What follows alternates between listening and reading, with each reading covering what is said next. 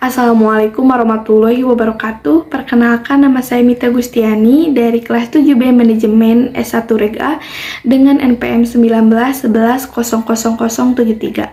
Kali ini saya akan menjelaskan mengenai analisa pengambilan keputusan dengan menggunakan teori pengambilan keputusan dalam suasana uncertainty atau tanpa probabilitas dalam bentuk studi kasus untuk memenuhi salah satu tugas mata kuliah teori pengambilan keputusan yang diampu oleh Bapak Suca Rusdian, SEMM.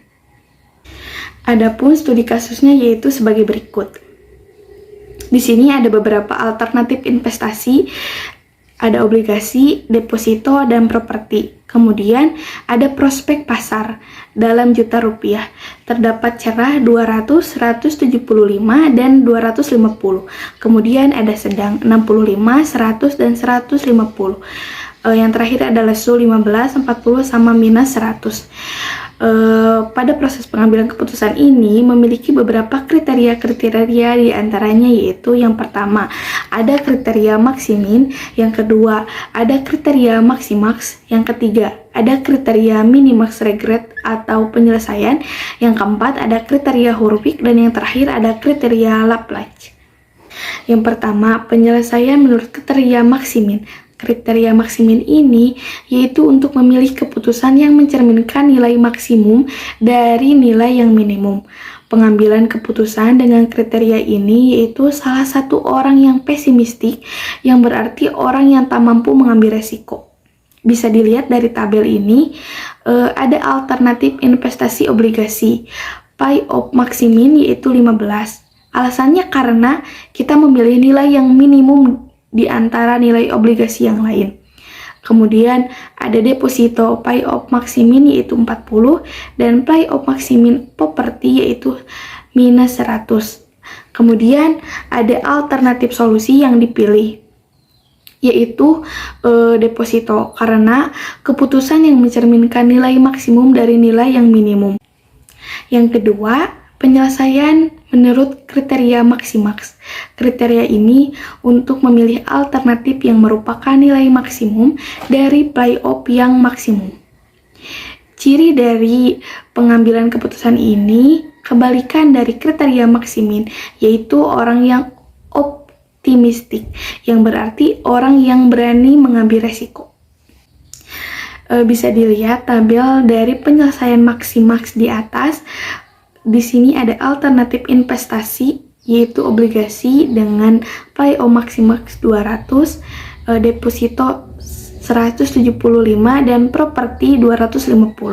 Adapun alternatif solusinya di sini adalah properti, karena kriteria maksimax itu meminimumkan nilai yang maksimum.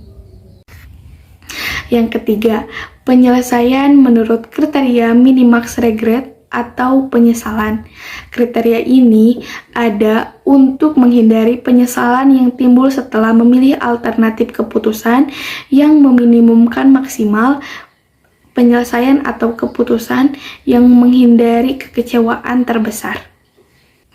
Penyelesaian maksimal regret, pada tabel ada alternatif investasi, obligasi, deposito, maupun properti. Semua nilai yang ada pada alternatif investasi dikurangi oleh nilai maksimum yang ada pada prospek ekonomi. Seperti pada cerah, nilai yang maksimumnya yaitu 250. Jadi di sini ada obligasi 200. Jadi 250 dikurangi 200 sama dengan 50. Begitupun dengan ke bawahnya. Terus yang sedang di sini prospek maksimumnya yaitu 150. Jadi 150 dikurangi 65 dari nilai prospek ekonomi obligasi sama dengan 85. Begitupun juga ke bawahnya. Kemudian di lesu, nilai yang maksimum pada lesu yaitu 50. Di sini ada prospek ekonomi obligasi yaitu 15. Jadi 40 dikurangi 15 sama dengan 25. Begitupun ke bawahnya. Jadi 40 dikurangi 40, 40 dikurangi 100. Terus di bawahnya ada lagi bagan atau tabel. Ada alternatif investasi, terus ada play of maximax regger.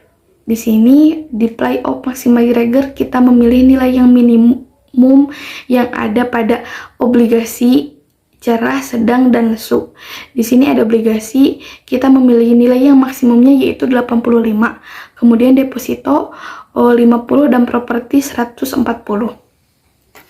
Kemudian alternatif solusi yang diambil yaitu deposito. Karena di sini deposito itu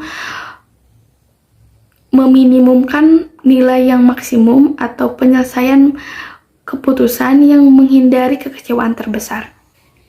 Yang keempat, penyelesaian dengan kriteria Hurwitz atau kompromi antara maximax dan maximin. Dalam kriteria ini, si pengambil keputusan tidak sepenuhnya optimis atau pesimis sempurna, sehingga hasil keputusan dikalikan dengan koefisien optimisme untuk mengukur optimisme pengambilan keputusan. Adapun rumus yang digunakan dalam kriteria Hurwitz ini untuk menghasilkan ukuran realisme atau UR, yaitu dengan hasil maksimal kali delta A ditambah hasil minimal kali 1 dikurangi delta A. Delta A sama dengan 60%, dipindahin satuannya jadi 0,6. Lalu 1 dikurangi delta A sama dengan 40%, dipindahin satuannya jadi 0,5.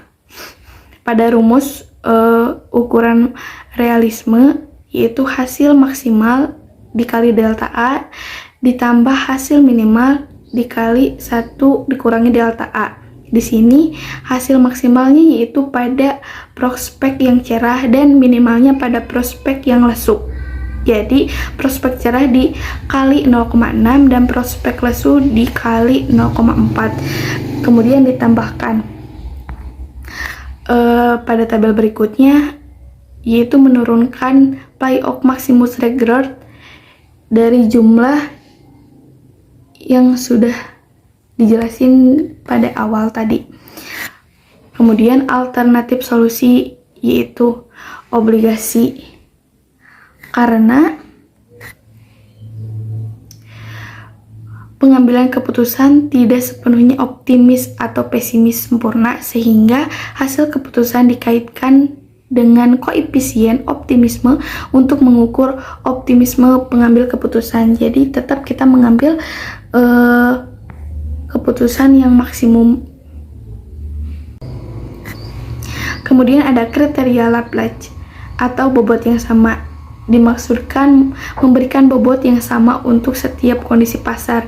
Jadi kita mengalihkan nilai dari prospek ekonomi oleh 1/3. 3 ini dari nilai prospek ekonomi, yaitu ada cerah, sedang, sama lesu. Jadi 1/3. Kemudian semuanya dikali 1/3 kayak obligasi. 1/3 kali 200 ditambah 1/3 dikali 65 ditambah 1/3 dikali 15 sama dengan 93,33. Begitupun dengan deposito dan properti, semuanya dikali 1/3. Kemudian setelah dikalikan ada keluar nilai harapan.